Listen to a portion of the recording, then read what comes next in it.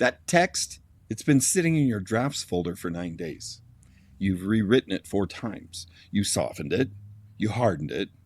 You softened it again. You deleted the whole thing last Tuesday and started over on Wednesday.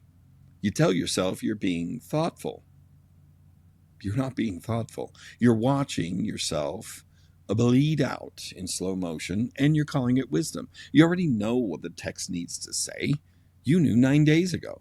Your gut fired off the sentence in about 2 seconds, and then your fingers spent the next 2 weeks performing an execution on it. This isn't overthinking. This isn't anxiety. This isn't, I just want to get it right. This is a man taking his own instinct and walking it out behind the house and putting a bullet in the back of its head every single morning, and then acting surprised when nothing in his life moves. Now, I'm not here to help you think more clearly. I'm here to show you the corpse. In the next few minutes, I'm going to walk you through exactly what you're doing, why you're doing it, and why every additional hour you spend weighing it is another hour you spend training yourself to never be trusted again by anyone, including you. If you click off this video right now, you're going to go right back to that draft folder. You're going to polish another turd. Stay. Every real decision in your life shows up the same way, and you've been murdering it the same way every time. First, the signal comes. It's instant. It's clean. 2 seconds, maybe less. That was the one you could trust. It doesn't matter if it's a conversation, a resignation, a pitch, a move, a confrontation, a walk away. The signal is there before you even finish reading the situation. Then a second signal shows up, and this one talks you to death. It sounds reasonable. It sounds mature. It sounds like you. Let's not be rash, it says. Let me sit with this. Let me think about it overnight. Let me get the wording right. That's not your wisdom. That's not your intelligence. That's the part of you whose entire job description is making sure you never get embarrassed, never get rejected, never get wrong. And it's very good at its job. It has to be. It's been protecting you since you were 9 years old and some kid laughed at you on a playground. The problem is, it's still running the operation. I handed mine the keys for years. Different decisions, same mechanism. A resignation I knew was the right moment. I was asked to compromise something I couldn't compromise. A conversation I'd been rehearsing for 6 months that I already knew how to have. The signal was there, clean and immediate, both times. And both times I built a sophisticated structure of reasons to wait. I called it being responsible, called it thinking it through. It was a 9-year-old Veto with a pen, and I'd given him authority over my entire life. You're 37, 42, 48 years old. That 9-year-old is still in the room, and you still call it thinking it through. Here's what's actually happening when you weigh it. You're not evaluating, you're stalling. And your brain knows it's stalling, which is why it needs the stall to feel important. So it dresses the stall up. It calls itself analysis. It calls itself strategy.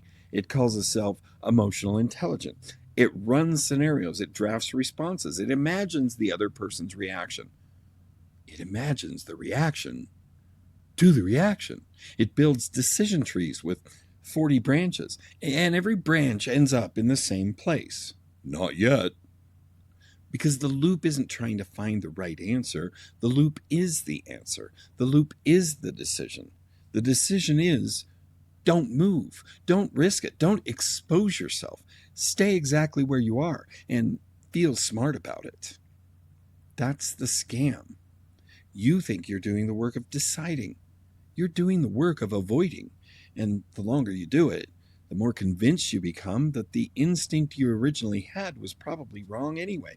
Because if it were right, surely you'd have acted by now. That's how the signal dies. Not all at once, by appointment. Every time you ignore it, you file a little paperwork that says, that voice? It isn't reliable. And the next time it fires, it's quieter. And the next time after that, it's quieter still. Eventually, you can't hear it at all. And now you really do have to analyze everything, because the thing that used to tell you what to do has been strangled to death in its sleep by you. You think the cost of this is missed opportunities. It's not. The cost is that you are slowly becoming a man who doesn't know what he thinks. Watch yourself the next time someone asks you a direct question. Watch how long it takes you to answer. Watch how you hedge. Watch how you preface everything. Watch how you say, well, it depends. And there are lots of ways to look at it. Finally, I could see both sides. You used to just answer. You used to walk into a room and know. You used to pick the restaurant. You used to call the shot. You used to say the thing. I know what it feels like when that stops. There was a room, one that mattered, with people in it who were deciding something about who I was. And I opened my mouth and out came, well, I could see both sides. I heard it leave my mouth in real time. Nobody reacted.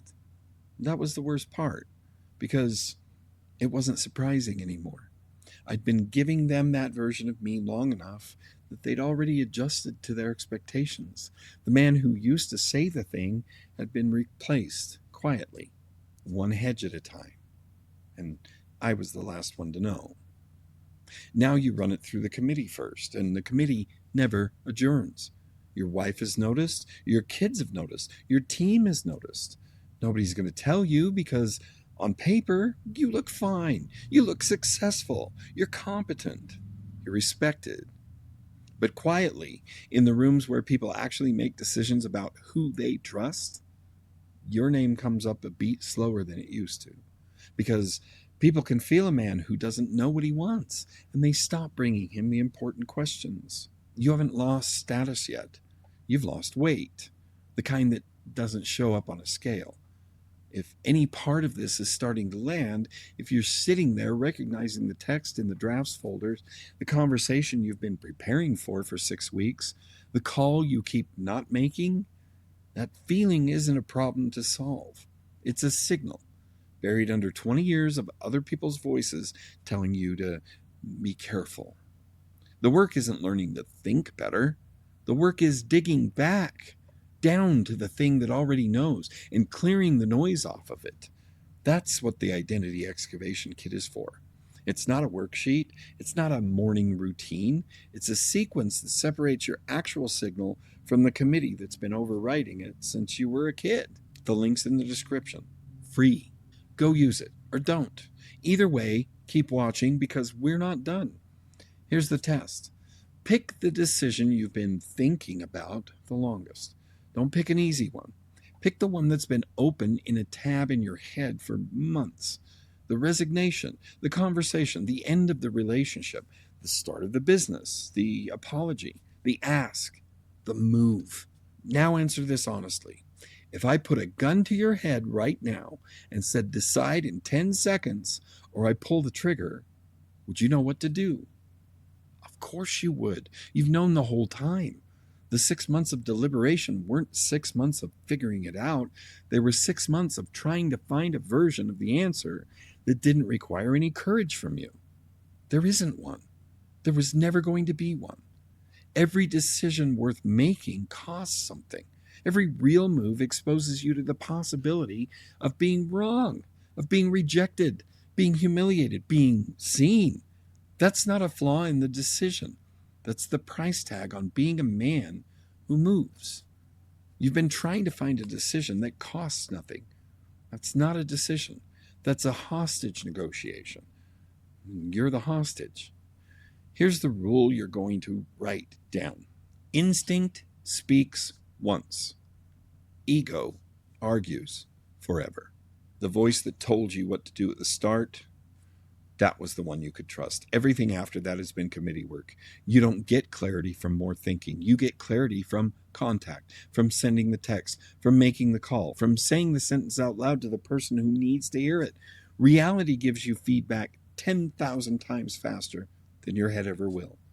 I know what it took to get unstuck, not in a workshop sense, in a same decision going nowhere for 3 years sense.